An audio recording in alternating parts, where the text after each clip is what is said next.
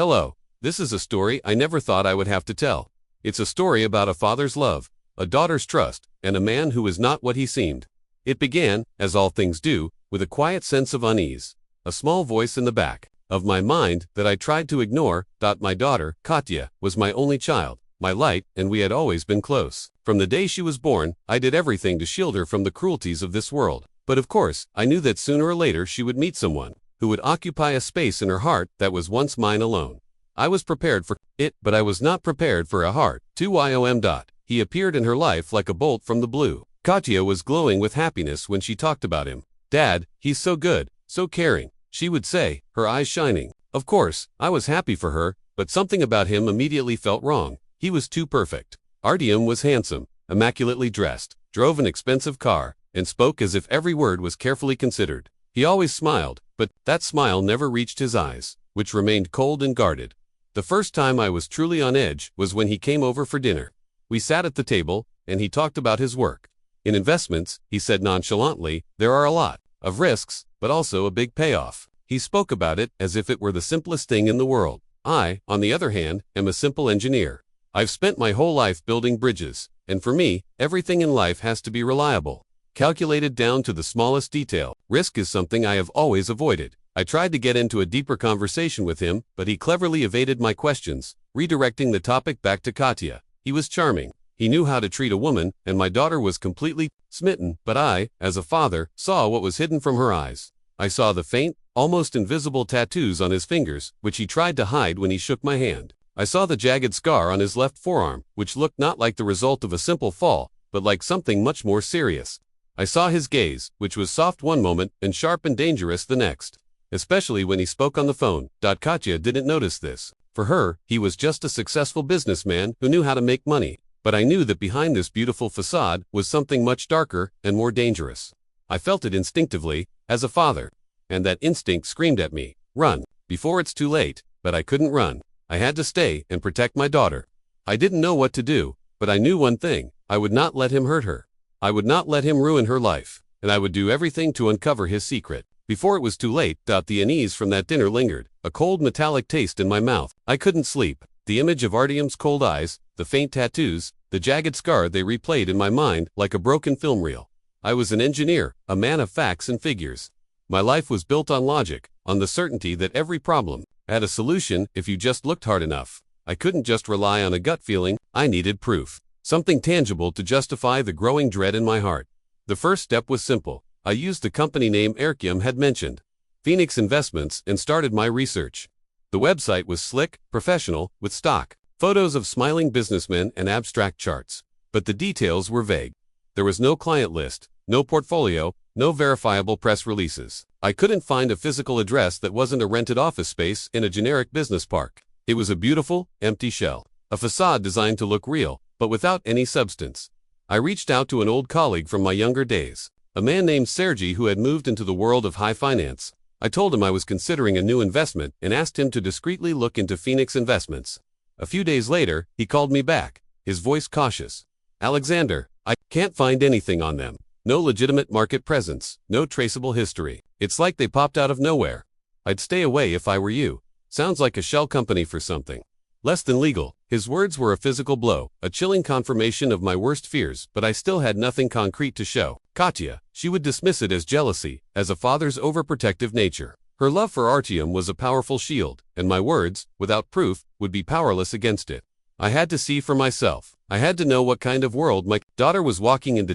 One evening, I made a fateful decision. Katya was out with Artyom, and I decided to follow them. I drove discreetly, keeping a safe distance, my heart pounding in my chest with a mix of fear and adrenaline I hadn't felt since I was a young man. They went to a high-end restaurant, a fancy place I couldn't afford, and I watched them from a distance, Katya laughing, Artyom smiling, his practiced smile. But after dinner, things changed. Artyom dropped Katya off at our house, giving her a long, passionate kiss that made me feel sick to my stomach. As soon as she was inside, he drove off, not toward his fancy apartment, but to the other side of the city. He drove 4 miles, into a rundown warehouse district, a place of shadows and broken windows.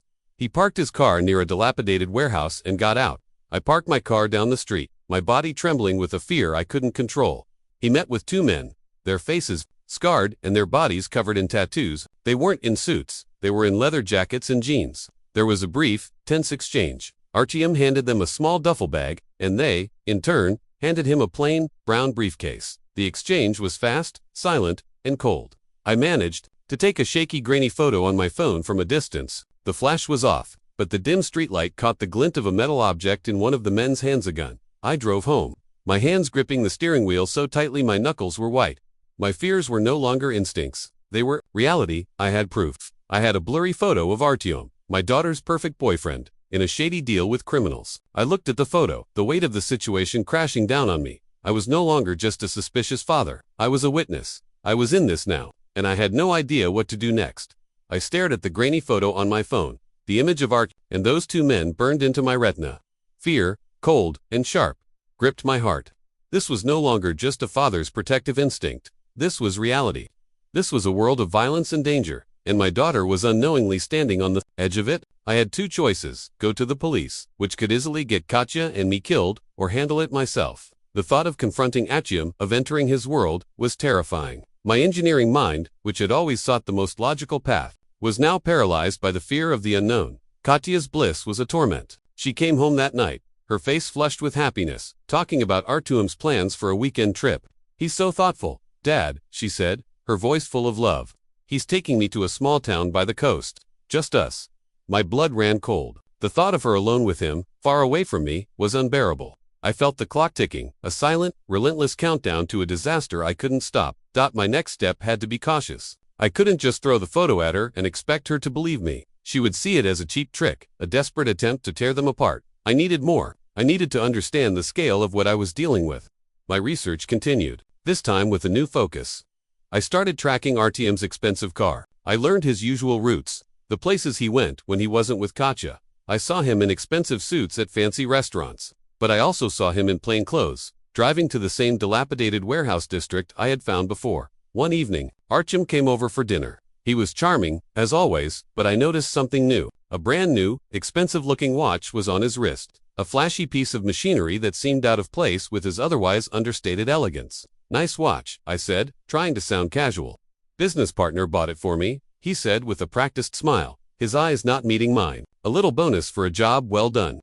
His explanation was thin, a flimsy piece of logic that only reinforced my suspicions. The job well done was a duffel bag for a briefcase, a cold exchange in the shadows. My internal conflict reached a boiling point. I couldn't wait any longer. I had to talk to her. The risk of her hating me was real, but the risk of her getting hurt was 1,000 times greater. I sat her down in the living room, my heart pounding in my chest. "Katya," I began, my voice trembling slightly, "I need to talk to you about Artyom." I didn't show her the photo. I just laid out the facts, the inconsistencies, the vague job, the cold eyes. I appealed to her logic, not her emotions, hoping she would see the patterns I saw. Her reaction was like a slap to the face. "Dad, stop," she said, her voice sharp and angry. "You're just jealous. He's a good man, and you're just an old man who doesn't understand his life. He works hard, he takes risks. Not everyone works in an office from 9 to 5. She stood up, her eyes blazing with a mixture of betrayal and anger. "I thought you'd be happy for me, but you're just trying to ruin my happiness." The room fell into a cold, deafening silence. She stormed out, leaving me alone with my fears and the silent, undeniable knowledge that I had just lost the first battle. My mission had just become 1,000 times harder. My daughter, the person I was trying to save, now saw me as the enemy. Katya's angry words echoed in the silent house. She saw me not as a loving father, but as a paranoid old man trying to ruin her happiness. My attempt to talk to her had not only failed, but had also created a wall between us. I was alone in this fight, and the enemy was a ghost, a perfect illusion that had completely blinded my daughter. I felt a profound sense of defeat, but it was quickly replaced by a cold, relentless determination. I couldn't give up. I had to find another way. I realized I couldn't do this alone. My engineering mind was good for logic and structure, but this was a world without rules, a world of shadows and deceit. I needed an ally, someone who understood the dark underbelly of the city. My thoughts immediately went back to Sergey, my old colleague who had warned me about Phoenix investments. I decided to call him again, but this time, I wouldn't hide behind a vague story. I would tell him the truth. He answered the phone with a cautious hello. I wasted no time. I told him everything: the dinner, the photo, Katya's blindness, the company being a front. I even sent him the grainy photo of Artyom with those men. There was a long silence on the other end of the line. "Alexander," he said, his voice low and serious, "this is not a game. You're playing with fire. If they find out you're watching them, you're both in serious danger. Despite his warnings, a part of him, a sense of loyalty and a deep-seated fear for a young woman's safety, made him agree. I'll see what I can find, but be careful. Extremely careful. His words were a cold reminder of the danger I was in, and soon, that danger became a reality. I started noticing things. A black sedan, an older model with tinted windows, was parked down the street. It was there for days, sometimes a new one, sometimes the same one. I saw a man, not particularly menacing, but with an air of calculated stillness, lingering near my house, pretending to be on his phone. They knew I was watching. My blood ran cold. The hunt was no longer just me against Artyom. It was them against me. The final blow came from Katya, but it wasn't an angry word. It was a happy announcement. She came home one evening, her eyes shining with joy, holding a small box in her hand. Artyom asked me to move in with him. Dad, she said, her voice filled with an almost unbearable happiness. We're going to get an apartment together. A fresh start. The small box held a key to a new life with a man who was a ghost. I forced a smile, my heart breaking, my mind racing. She was walking into the lion's den, and I couldn't stop her. This was my deadline. My time was running out. Then, my phone rang. It was Sergei. His voice was no longer cautious. It was grave, filled with a deep, bone-chilling fear. Alexander, I have what you asked for. And it's worse than we thought. Phoenix Investments is a front for a major syndicate, not just a couple of guys in a warehouse. We're talking international, with connections to money laundering and violence. Artyom, he's not a foot soldier. He's high up. He's one of the bosses. You need to get Katya out of there. Now, you're both in danger. The call ended, but his final words echoed in my mind, a terrifying new reality.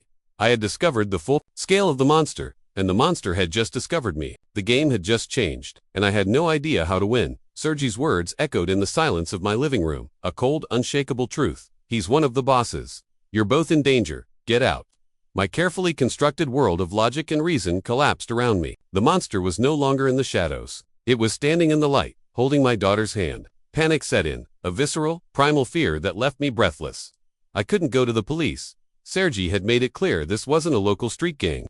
It was a powerful, international syndicate. Reporting them with my flimsy evidence would be like throwing a stone at a tank. My only option was to get Katya out, to get her away from Artyom and his world before she became irrevocably a part of it. The plan was born of desperation and the remnants of my engineer's mind. A spontaneous escape. I would frame it as a last-ditch effort to reconnect with her after our fight. A father-daughter trip to a remote town by the lake where we used to go when she was a child.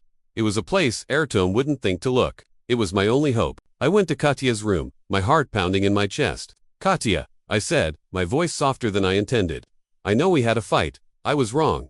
I'm sorry. How about we take a trip, just us? A few days by the lake, like old times.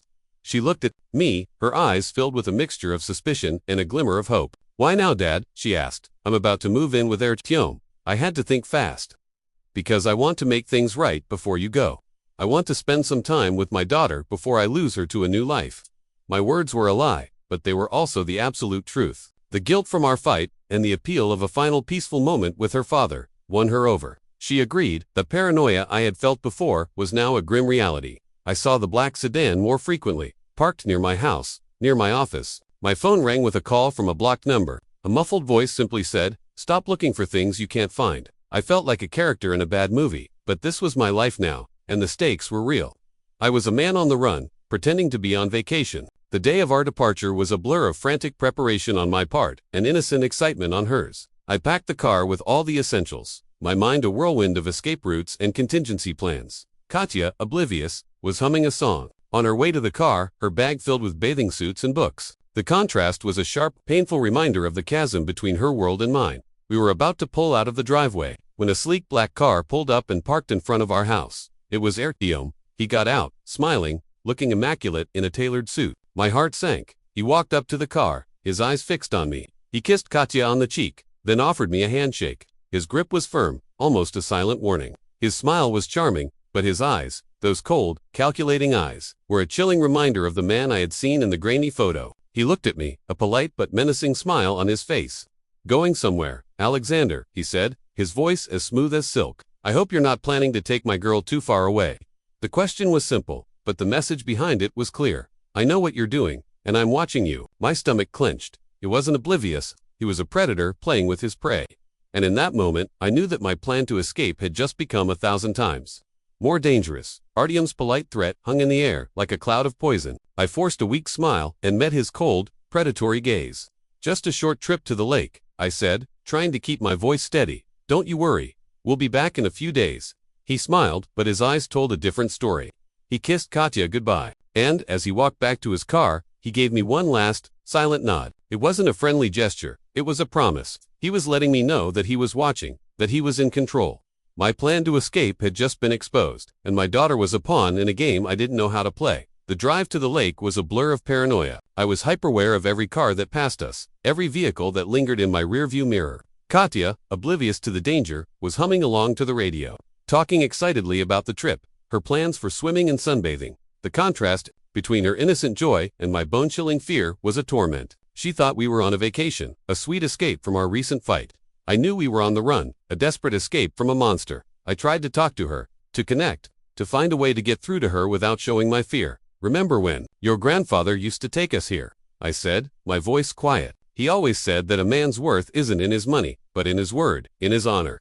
I was trying to plant a seed, to make her think about the values that were so starkly absent in Artyom's life, but she just smiled. Dad, the world has changed. You can't live like that anymore. Her response was a slap in the face, a painful reminder of the chasm between our worlds. The values I held so dear were now a relic of the past, and she had no idea how important they were. Just as the sun began to set, my phone rang. It was a blocked number, a number I knew in my gut was a warning.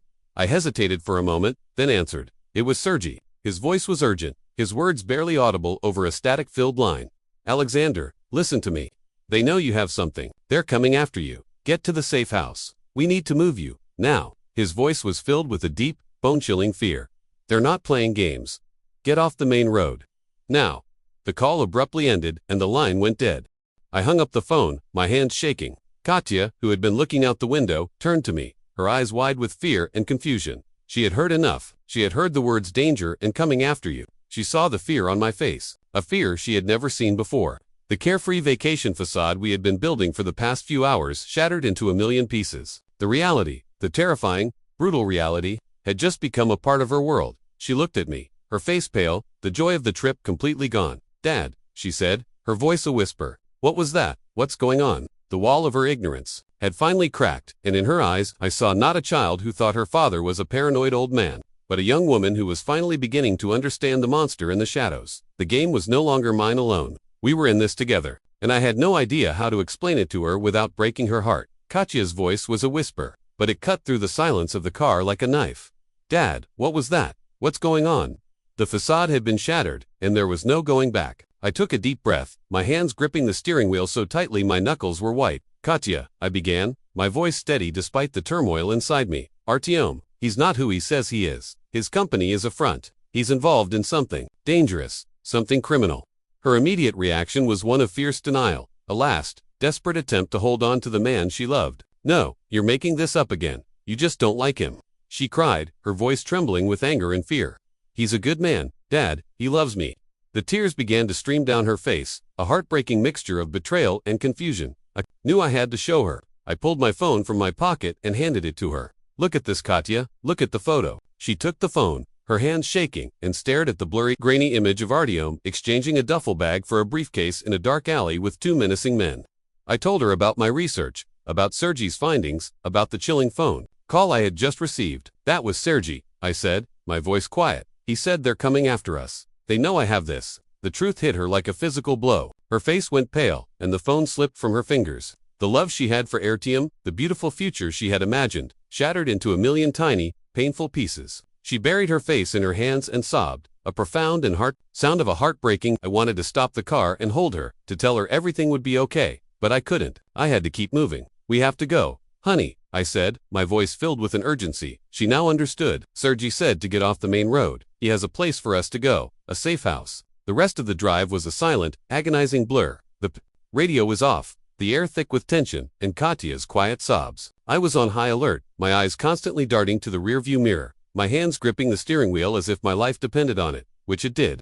I drove for miles, leaving the main highway and taking a series of winding, desolate back roads. The world outside the car was a dark, featureless landscape of trees and shadows, a perfect hiding place for the monster we were running from. Finally, we arrived at our destination, A secluded rustic cabin, nestled deep within a thick forest. A single light was on inside, a beacon of hope in the darkness. A man was waiting for us on the porch, a big, imposing figure with the air of a former military man. He had a scarred face and a stern, no-nonsense expression. He looked at us, his eyes scanning the car, his gaze sharp and professional. He walked over to the car, and I rolled down the window. "Sergey sent you?" he asked, his voice a low, gravelly rumble. I nodded. He looked at Katya, her face streaked with tears and fear, and his expression softened slightly. "Come on in," he said.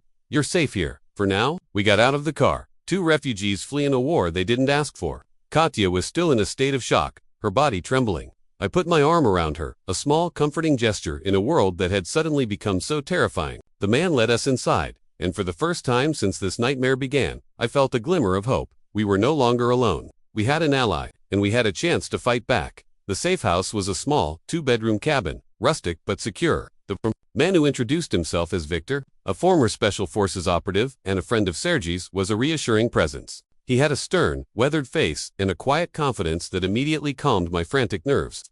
He treated our situation not as a melodrama, but as a military operation. He checked the perimeter, installed a few simple security measures, and then sat us down. "First things first," he said, his voice low and serious. "No phones, no outside contact. You are both in extreme danger. This isn't a vacation, this is a lockdown." Katya, who had been silent since we arrived, finally spoke. Her voice was small and fragile. "I'm so sorry, Dad," she whispered, her eyes filled with tears. "I was so blind, I didn't see it. I just, I wanted to believe in him so badly." The heartbreak in her voice was a physical pain, but it was also a moment of profound healing. She wasn't angry anymore. She was heartbroken and terrified. And for the first time in months, we were truly a team again. I put my arm around her and held her tight. "I know, honey," I said, my voice thick with emotion. "I know, it's not your fault. Victor let us have our moment." Then he laid out the grim reality of our situation. "They will be looking for you. They'll know you're gone. Artyom's organization is powerful, with a long reach. We can't stay here forever." He looked at me, his gaze sharp and direct. "We need to build a case against him, something that will put him away for good and make you too much trouble to come after." He needed everything, the grainy photo, my recollections, every detail I had. We were no longer just running. We were fighting back. Just as Victor was explaining the next steps, a car drove slowly down the long, secluded driveway, its headlights cutting through the darkness. We all froze. Victor, with a speed that defied his age, was instantly on his feet, his hand on a handgun tucked into his waistband. He went to the window, his body a tense, coiled spring. The car turned around and drove away. "Just a curious local," he said, but his eyes were filled with a grim certainty. "But they will be here. It's only a matter of time." The tension in the room was palpable, a constant reminder of the unseen threat that surrounded us. In that moment, Katya, who had been sitting in silence, lifted her head. The terror in her eyes was replaced by a steely determination. "I can help," she said, her voice firm. "I know things. I'm not just a victim. I was with him for months. I know his routine, his habits. I know things you couldn't possibly know." Victor looked at her, his stern expression replaced by a hint of curiosity. "What do you know?" he asked. He had a second phone, she said, her mind racing. "A burner phone. He used it for certain calls, always in a specific location. He would go to an abandoned warehouse, a place he called his office. He would never take me there, but I saw the address once on a text message. It was a place on the waterfront, near the old docks." She recited the address, a long string of numbers and street names. "He'd go there late at night, and he'd be gone for hours." My heart began to pound. It was a new lead, a new path forward. Katya, my daughter, was no longer just the person I was trying to save. She was now a part of the solution. She had given us a weapon, and we had a chance to fight back. We had an address, a location, and a new sense of purpose. This was our chance to take control of our lives again. The address Katya gave us was a lifeline, a tangible piece of evidence in a sea of suspicion. Victor looked at the address, his face a mask of quiet concentration. "This is our shot," he said, his voice low. "I'll go in. I'll get the evidence. You two stay here. It's too dangerous for you to come with me." His logic was sound, but my fatherly instincts screamed at me. I couldn't just sit there and wait, not after everything. "I'm coming with you," I said, my voice firm. Victor looked at me, a flicker of irritation in his eyes. "Alexander, this is not a game. I am a professional. You are a civilian. You will only get in the way." But my resolve was unshakable. "Katya is my daughter. I am in this because of her. I will not let you go in there alone." He saw the determination in my eyes, the desperation of a father fighting for his child, and he finally relented with a sigh. "Fine, but you follow my lead, you make one sound, one mistake, and we're both dead. Understood? I nodded, my heart pounding in my chest with a mix of fear and adrenaline. Before we left, I went to Katya's room. She was sitting on her bed, her face pale, but her eyes were filled with a new kind of strength. She knew the risk we were taking, the danger we were walking into. She stood up and came to me, wrapping her arms around my neck. "Dad," she whispered, her voice trembling slightly. "Be careful. I love you." It was a simple phrase, but it was everything. It was her trust, her love, her faith in me. In that moment, I wasn't just a paranoid father, I was her hero, and I knew I had to come back. The drive to the warehouse was a blur of silence and tension. Victor drove, his eyes constantly scanning the road, his movements precise and controlled. I sat in the passenger seat, my body a tense, coiled spring, my mind racing with 100 different scenarios. We arrived at the location, a run-down warehouse on the waterfront, just as Katya had said. The area was quiet, desolate, and filled with a chilling, oppressive silence. We got out of the car, and Victor went into full professional mode. He moved with a quiet, lethal grace, his body low to the ground. I, on the other hand, felt clumsy and slow, my every move a loud, clumsy echo in the silent night.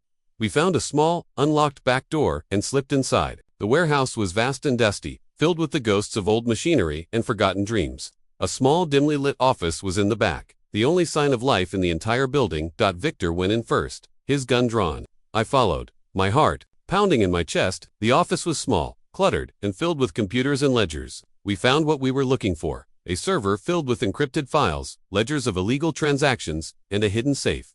Victor cracked the safe, with a speed and precision that left me speechless. Inside, we found more ledgers, a small bag of diamonds, and a large, framed photograph. It was a picture of Artyom, not with his friends, but with a notorious crime lord whose face I had seen on the news, a man linked to disappearances and murders. This was the proof we needed.